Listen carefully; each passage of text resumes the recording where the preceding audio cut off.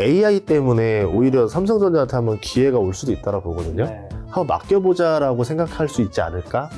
그러면서 어느 날부터 수주가 갑자기 나오지 않을까? 저는 메타라는 회사도 되게 매력적인 회사다 보고 있고요. 네이버도 그런 관점에서 보면 AI를 활용했을 때 되게 매력적인 걸 가지고 있고,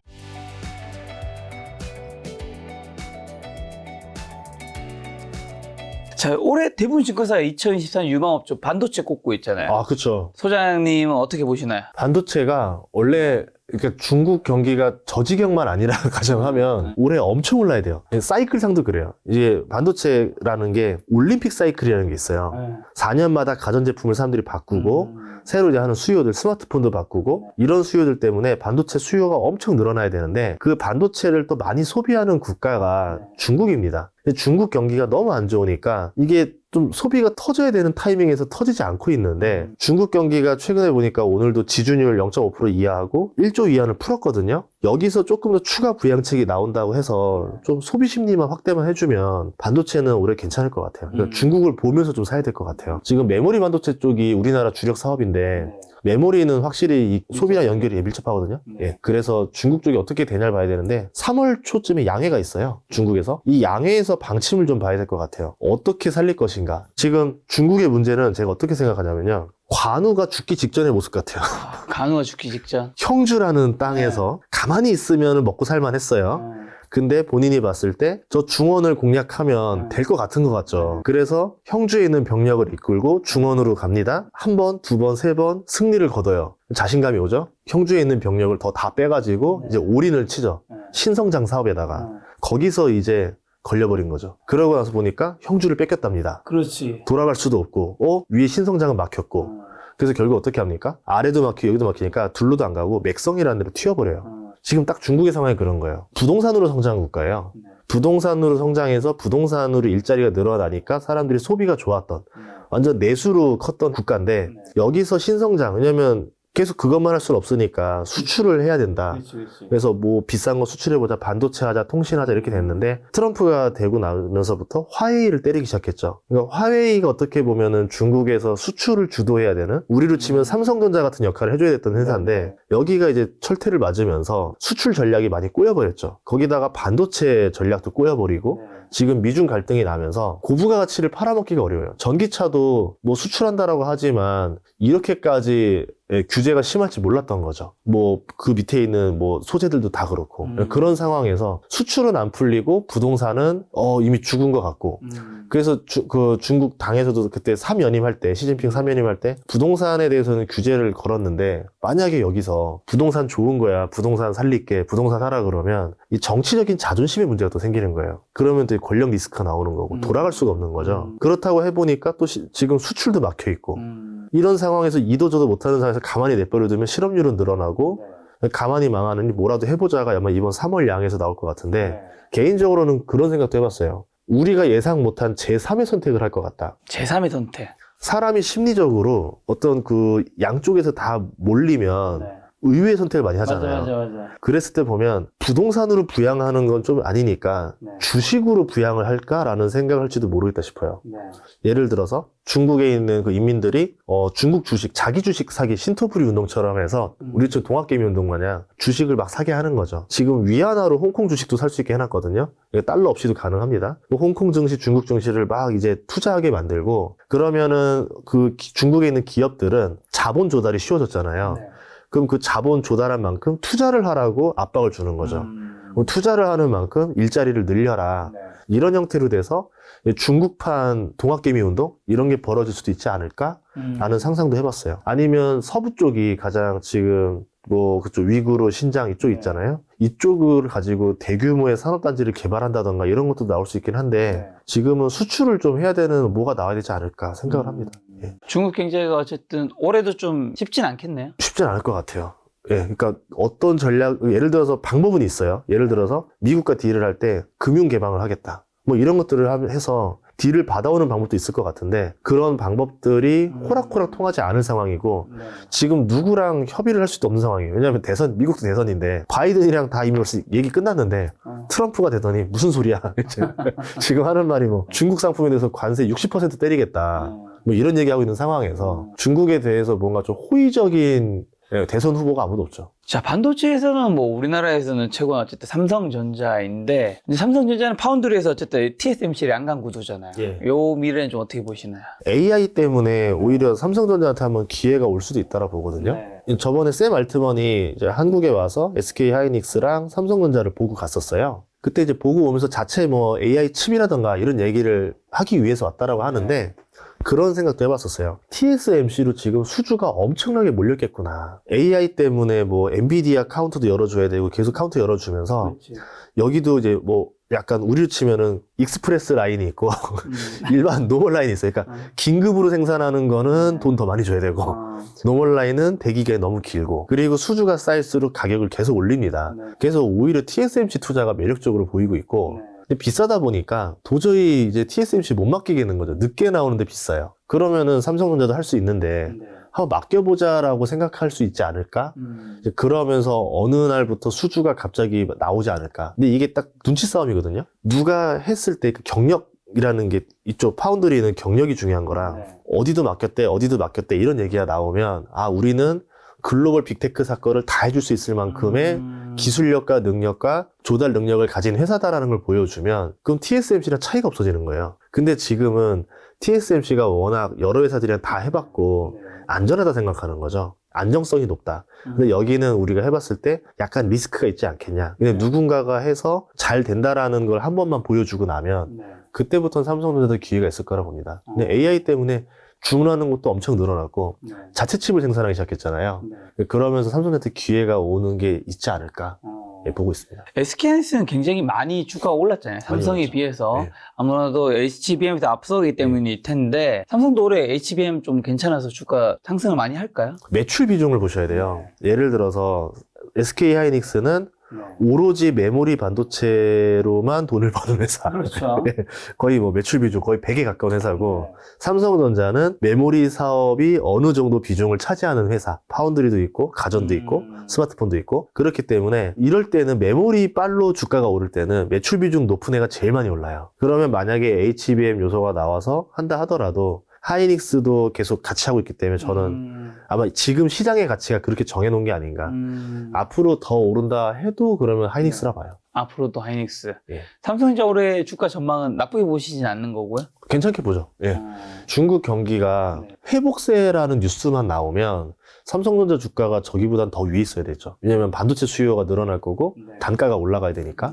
그러면 삼성전자랑 하이닉스 투자하는 방법도 있겠지만 반도체에서 전공정에 투자하는 방법도 있을 것 같아요. 전공정이 왜 후공정이 아니고 전공정이죠? 후공정은 AI 때문에 많이 올랐어요. 주가 이미 많이 올랐고 전공정 쪽은 아무래도 메모리 반도체랑도 연관이 많거든요. 이제 메모리 반도체 쪽이 잘 팔려고 캐파를 늘려야 전공정이 돈을 버니까 그동안은 감산을 해서 만들어낸 가격 상승인 거고 이제 주문 수요 증가로 인해서 생산을 늘리면서 가격이 올라가야 돼요. 그 과정에서 뭐 아까 같이 삼성이나 하이닉스 돈 벌지만 전공정도 수요가 나오지 않을까. 그러면 전공정 쪽엔 아직 가격 안 오른 것도 좀 있고 하니까 그렇게 보셔야 될 것 같고요. 만약에 좀 장기로 투자한다라 그러면 EUV 쪽으로 투자하는 게 좋을 것 같아요. 앞으로 이제 3나노 시대, 지금 3나노로도 많이 하고 있지만 뭐 지금 주력은 이제 5나노, 4나노거든요. 그 다음 단으로 내려오면 이제 4나노 되고 2나노 되고 점점 그 약간 고성능 반도체에 대한 수요가 계속 늘어나는 거예요. AI 때문에. 그럼 과거처럼 EUV 없이는 생산할 수 없는 제품들만 만들어지기 시작하는 거죠. 그럼 EUV를 만들어내는 데는 ASML이고 이미 벌써 $800 넘었거든요. 엄청 올랐습니다. 거기에 투자할 수는 없고 EUV 때문에 이제 뭐 일본의 도쿄 일렉트론이라든가 우리나라의 뭐 동진 세미캠이라든가 뭐 이제 이런 수혜를 보는 회사들이 있어요. 그런 회사들, 그러니까 좀 국산화를 해서 조금 더 수명을 연장시켜 준다든가 이런 장비를 만드는 회사들 투자해 볼 필요가 있지 않을까. 그렇게 보면은 뭐 우리나라에서는 동진 세미캠 그리고 저기 SNS텍, 예, 뭐 이런 회사들도 괜찮게 보고 있고요. 만약에 일본 도쿄 일렉트론도 여기 수혜라서 예, 그래서 괜찮게 보고 있어요. 예. 엔비디아 연일 신고가 찍었잖아요. 지금 주가는 어떻게 보시면서 또 AMD는 또 어떻게 보세요? 둘 다 엄청 올랐죠. 그러니까 이제 그런 거예요. 송대관이랑 태진아처럼 둘이 경쟁사가 없잖아요. 엔비디아 하면 AMD 그 외에는 그래픽 카드 만드는 회사가 없으니까 결국 엔비디아가 이 정도 했으면 AMD도 이 정도 해주지 않겠어? 그렇죠, 네, 이렇게 되면서 하는 거고, 인텔도 그러면서 좀 많이 올랐었고, 이제 그래픽카드 하는 회사들끼리는 이제 얼추 키 맞추면서 올라가는 거죠. 근데 엔비디아가 이번에 90% 이상 점유율을 가지고 있다. 아직까지도 독보적이고 압도적이니까 주가가 더 많이 올랐던 거죠. 근데 저 같은 경우는 이제 이미 주가가 그렇게 오른 상태에서는 투자를 못하는 스타일이라서, 그렇죠. 너무 많이 올랐죠. 예, 그냥 지켜봐야죠, 뭐, 이런 거는. 그러니까, 그걸 따라잡았을 때 후회하는 경우가 훨씬 더 많아요. 그리고 이제 AI에 대해서 좀 걱정하는 거 하나는 뭐냐면, AI 걱정. 올해는 AI를 가지고 돈을 버는 걸 보여줘야 되는 해예요. 작년에는 AI의 기대감으로 올랐고, 이 기대감으로 그렇게 수년 동안 오를 수는 없습니다. 닷컴 버블 때 다 금방 무너졌던 이유가 기대감이 오래 갈 수 없기 때문에 무너졌던 거거든요. 그럼 AI를 가지고 어떻게 돈을 벌 수 있는 모델을 보여줄 거냐. 엔비디아는 보여줬죠. 이제 그 다음번에 엔비디아한테 사온 걸 가지고 벌어들이는 회사가 있어야 되는데, 메타라던가 아마존이 이번에 어닝 서프라이즈가 났어요. 여기서 의미하는 게 좀 있다 봐요. AI가 오면서 생산 효율이 올라갔다는 거죠. 직원을 잘라도 된다. 상당 부분 잘랐는데도 생산력은 더 올라가고 직원에 대한 임금은 더 줄어들고, 그리고 AI로 인해서 뭐 더 매출을 효과적으로 만들 수 있는 시스템이 개발이 됐고, 메타 같은 경우는 페이스북이랑 인스타인데 사람들 그 필요한 걸 봐서 AI가 맞춰서 광고를 딱딱 맞추잖아요. 맞아. 예를 들어 내가 자동차가 필요한지 어떻게 알고 기가 막히게 계속 자동차 광고가 오면은 저 사람이 이거를 사서 구매할 가능성이 높겠죠. 예를 들어서 이제 다들 광고주들이 뭘 보냐면 1000번 광고를 띄워서 매출이 몇 번 일어나냐를 보는 걸 가지고 이제 그 광고를 태우고 입찰이 들어가거든요. 그러면 페이스북이나 인스타 입장에서는 어떻게 해서든 그 효율을 올려야 돼요. 근데 AI가 그거에는 정말 활용을 하기 좋은 시장이라서 저는 메타라는 회사도 되게 매력적인 회사다 보고 있고요. 네이버도 그런 관점에서 보면 AI를 활용했을 때 되게 매력적인 걸 가지고 있고, 쿠팡이라던가 이런 데도 AI를 활용하게 되면은 훨씬 더 구매력을 올릴 수가 있겠죠. 실제로 쿠팡에서 이런 얘기 했었거든요. 가전제품이 관심이 많은 사람이 등산용품을 한번 진짜 우연히 한번 보자마자 그냥 장바구니에 담아놨어요. 그리고서는 안 쳐다봤어요. 나중에 보니까 장바구니의 가격이 떨어져 있어요. 저 사람은 등산용품을 관심도 없는 사람인데 충동적으로 한번 장바구니에 누른 사람이잖아요. 그럼 저 사람을 사게 만드는 거는 등산용품 파는 사람 입장에서는 최대 매출을 누릴 수 있는 효과인 거예요. 그래서 싸게 주는 거죠. 그리고 어떻게 보면 단골을 더 싸게 주는 게 아니라 단골한테는 계속 어차피 살 거니까. 우연한 충동 구매로 누른 사람한테는 싸게 주고, 이렇게 AI로 쓰더라고요. 그런 것들을 보면 아마존도 굉장히 영리한 거죠. 클라우드도 가지고 있고, 글로벌 온라인 쇼핑도 가지고 있고, 이거를 잘 AI로 버무렸을 때 엄청난 효율이 나오지 않을까. 그렇게 보고 있습니다. 그럼 대표적인 미국 빅테크 7개 주식 중에서 지금 좋게 보는 게 메타랑 아마존이신 건가요? 예, 아마존이랑 메타가 이번에 성장률이 굉장히 높게 예측되고 있어요. 가이던스를 봐도 20% 이상 다 2년 이상 그렇게 볼 거로 되고 있었고, 이번에 메타 주가 오르기 전까지만 해도 빅테크들 중에서 그렇게 많이 오르지 않았었어요. 근데 이제 메타는 좀 하루 만에 20%씩 올라버리니까 조금 부담스러워지긴 했는데, 조금 주가가 좀 가라앉고 나야 좀 살만할 것 같고, 아마존은 올해 오를 확률이 높을 것 같아요. 다른 빅테크들은 주가가 많이 올라서 내릴 수도 있고 오를 수도 있고 이제 그 범위가 있잖아요. 근데 아마존은 덜 오른 상태라 이 상승 범위를 좀 더 좋게 보고 있습니다. 메타가 하루만에 20% 올랐었어요? 네, 실적 발표하고 아마존이 하루에 7% 그리고 메타 20%. 그 무거운 주식이. 예. 야, 메타 하면 사실 예전에 불과 뭐 2년 전인가요? $100 이랬잖아요. 그때 페이스북, 인스타 그때 한창 하고 있을 때 뭐 갑자기 메타를 네. 바꾸고 하면서 메타가 약간 세상이 약간 메타버스 세상이 좀 떨어지면서 주가가 아주 바닥으로 공꾸라지고 하지 않았나요? 경기가 나빠진다고 하니까 고금리 시절에 경기가 나빠지면은 광고주들이 광고부터 줄인다.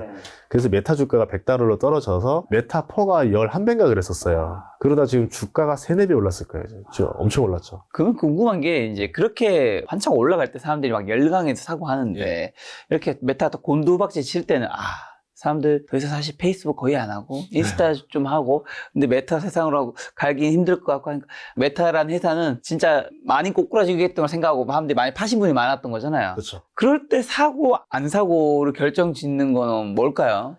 그때 메타를 샀었어야 돼요. 그러니까요. 생각해보면은. 차트상으로 뭐 샀었어야 되는 거죠? 왜냐면 이런 거예요. 그러면 페이스북이랑 인스타를 대체할 수 있는 게 맞는가? 그건 또 없죠. 못해요. 왜냐하면 우리나라는 카카오톡이 있으니까 메타나 이제 페이스북에 대한 그 의존도가 좀 적은데 외국에서는 이게 카카오톡의 역할까지 합니다. 그러니까 인스타를 가지고 서로 통화도 하고요. 인스타 통화하는 네, 거예요? 인스타 통화 기능이 있어요. 그래서 인스타로 통화하고 서로 뭐 이제 메시지도 보내고 이제 또 친구도 찾을 수 있고, 그러니까 인맥을 넓혀갈 수 있잖아요. 그러니까 이 인스타랑 또 페이스북이 서로 각지에서 크게 점유하는 지역도 서로 다 달라요. 그런 걸 가지고 왓츠앱까지 하면은, 그러면 이거를 왓츠앱, 인스타, 페이스북, 이 3대장을 깰 만한 SNS가 나온 게 없죠. 그나마 해봤자 트위터 정도? 너무 힘이 약하잖아요. 그래서 이거 대체할 수 없는 거다. 그리고 요새 애들도요, 친구들끼리 인스타로 쪽지 보내고, 인스타gram. 카카오톡 안 쓰는 애들도 있어요. 저는 인스타gram 사실 이 알림이 카톡이 뭔가 더 빠르게 하기는 가능한 것 같고 인스타 뭔가 좀 늦은 것 같아서 뭔가 하기 좀 불편하게 돼서 안 하게 되는데. 인스타를 달고 살아요. 저 인스타 때문에 진짜 많은 친구들을 망쳤다 생각하는 사람 중에 하나인데 없어져야 되는 회사예요, 거기에 솔직히.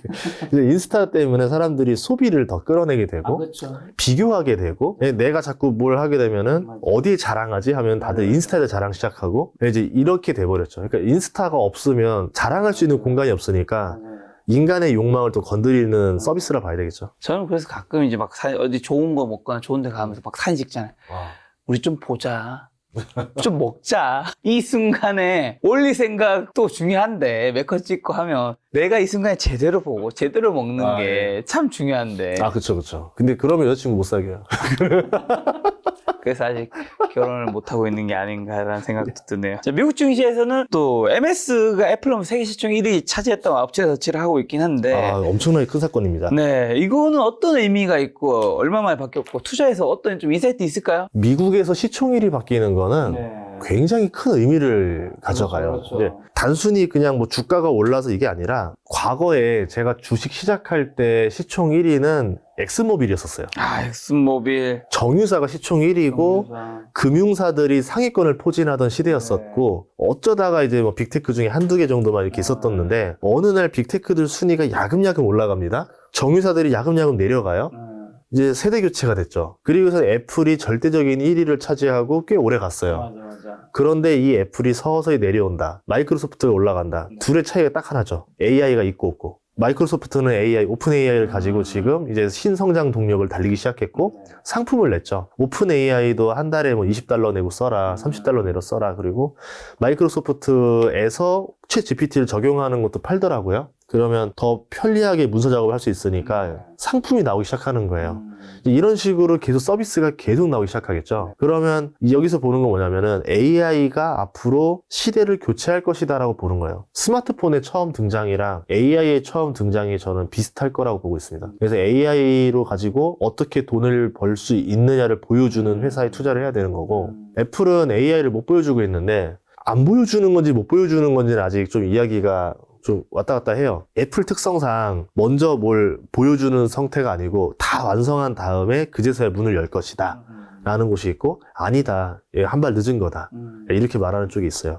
지금 뭐 주가를 봤을 때는 애플에 대해서 AI에 대한 기대감이 없는 상태고, 스마트폰이 성장성을 많이 잃었어요. 그렇죠. 이미 벌써 다들 한 대씩은 다 쓴 상태거든요. 뭐 아프리카 가도 애들이 스마트폰 다 있고 하니까 이제 스마트폰 가격 올리는 거로만 더 매출을 늘려야 되는 상황인데, 이게 아이폰 가격이 지금 뭐 185만 원 뭐 이렇게 나온다 하면 사람들이 한기력이 오는 거죠. 그렇죠. 스마트폰으로 줄 수 있는 돈이 여긴 너무한 거 아니야? 뭐 이제 폰 하나당 300만 원? 너무 안 되겠는데? 이렇게 되죠. 그러면서 나왔던 게 이번에 비전 프로인데, 비전 프로를 가지고 사람들이 왜 스마트폰을 건너뛰고 비전 프로를 가야 되는지에 대한 그 정당성이 나와야 돼요. 이번에 반응은 나쁘지 않았어요. 생각보다 편하다, 괜찮다. 그리고 어플이 600개가 들어가 있으면서 이게 딱 끼면은 화면 안에 막 나옵니다. 자판 뜨더라고요. 예, 자판도 뜨고. 근데 자판을 검지로 쳐야 돼요. 검지만 인식해요, 아직까지는. 그러니까 아직 발전해야 될 토대가 많아요. 그래서 그래도 얼마나 신기한 거야. 사실 허공에 치고 있는 건데. 근데 메타는 10손가락 칠 수 있거든요. 그리고 이 검은 테두리가 떠요. 초점이 가운데로 세팅을 잡다 보니까 이쪽에 검은색의 잔상이 있고, 또 문제는 뭐냐면 이 VAR의 단점이 이렇게 고개를 휙 했을 때 잔상이 쫙 남으면서 어지럼증을 발생하거든요. 근데 이제 비전 프로도 잔상은 좀 남아 있어요. 그래서 이제 1은 좀 아닌 것 같고, 이제 2나 좀 3 정도 나오면서 획기적인 개선이 나왔을 때 사람들이 스마트폰에서 넘어가지 않을까. 그렇게 되면은 비전 프로 관련주도 재밌을 것 같아요. 이 생각을 해봤거든요. 비전 프로 관련주. 스마트폰 때는 내가 항상 한 손이 잡혀 있어요. 그래서 내 업무를 제대로 못 해요, 스마트폰 하면서는. 그렇죠. 근데 비전 프로를 하면은 두 손이 자유로우니까 내 업무를 자유롭게 할 수 있어요. 문서 작업하면서 영화도 볼 수 있는 거고, 다 자유롭게 되니까 훨씬 더 사람들이 편리함을 느끼지 않을까. 근데 문제 하나는 스마트폰 이제 비번 풀 때 뭐 이렇게 풀잖아요. 네네네. 근데 비전 프로 끼고 이렇게 풀면 안 되잖아요. 개인정보 다 유출되는 거 아니에요. 키보드 딱 띄워가지고 이렇게 치면은 저 사람 비번 뭐네 다 볼 수 있으니까 이제는 홍채 관련으로 인증을 하는 시스템이 되지 않을까. 그래서 샘 알트만이 계속 뭐 홍채 정보를 뭐 사가지고 $5를 주겠다 뭐 이런 얘기 하는 거 봤을 때는 앞으로 사람들의 그 트렌드가 완전히 바뀌는 세상이 오지 않을까라고 보고 있어요. 그래서 아마 홍채 관련된 좀 인식이라던가 홍채 관련된 정보를 할 수 있는 회사들 또 주목해야 되지 않을까 보고 있어요. 비전 프로 관련주, 홍채 관련된 것들이 우리나라에도 회사에 있나요? 너무 소형이라서 말씀드리면 좀 그럴 것 같아요. 좀, 예. 첫 글자만. 아니. 조심하셔야 됩니다. 그런 데는 전화사채하고, BW하고, 소형주 투자를 안 해서, 예, 그냥 나왔을 괜찮을 때쯤에 애플 사시는 것도 괜찮은 것 같아요. 왜냐면, 그 엔비디아 수혜주라 해봤자, 엔비디아가 제일 낫었잖아요. 그렇죠. 테슬라. 그러니까 빅테크 중에서 굉장히 이제 혼자서 지금 주가 별로 안 좋죠. 안 좋죠. 테슬라 왜 이렇게 급락하고 있나요? 테슬라도 AI 관련 주잖아요, 사실. 그러니까, 자율주행. 테슬라 때문에 지금 건강을 잃었어요.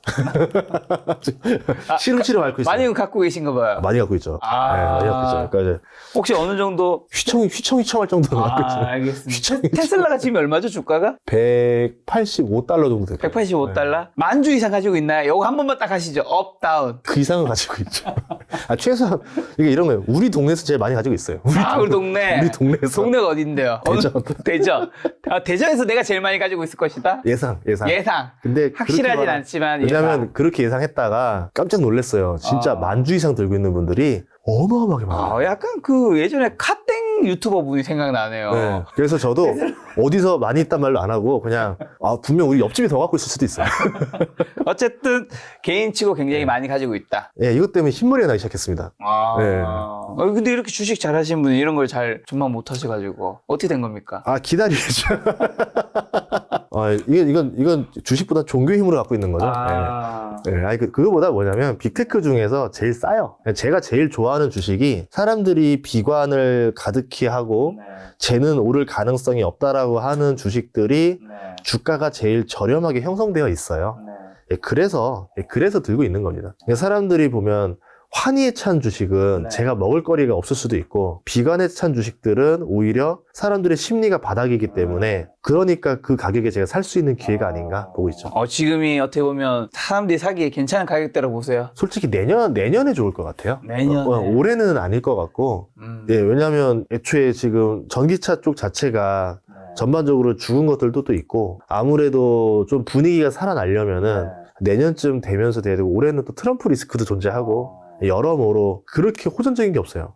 테슬라의 문제는 그거예요. 신모델이 안 나온다는 거. 이제 모델2가 나와서 사람들이 이제 어느 정도 저렴한 가격으로 탈 수 있는 사람들이 나와야 되는데 모델2가 실질적으로는 2026년 1월부터 생산될 것 같더라고요. 그러면 24년, 25년 둘 다 없는 거고 그럼 기존에 있는 모델에서 계속 이것만 판매를 해야 되는데 자율주행이 갑자기 좀 뭔가 대박이 나지 않는 한은 신모델이 나올 공간이 없어서 좀 기대감이 없지 않겠는가. 그럼 지금 물린 거예요? 물려 있어요? 그렇게 물리진 않았어요. 많이 물리진 않은 거 어쨌든 거의 똔똔 뭐 플러스 마이너스 한 제가 봤을 때 제가 원하는 5에서 기준 14인가 원하는 기준에서 내려오면 이게 요거기 때문에 자, 그럼 이 상황에서 테슬라 가진 분이 제가 알고 있고 우리나라가 많은 분들이 가지고 있는 서학개미가 가지고 있는 탑3에 테슬라 들어가는 걸로 아는데 더 사고 있어요? 아니요.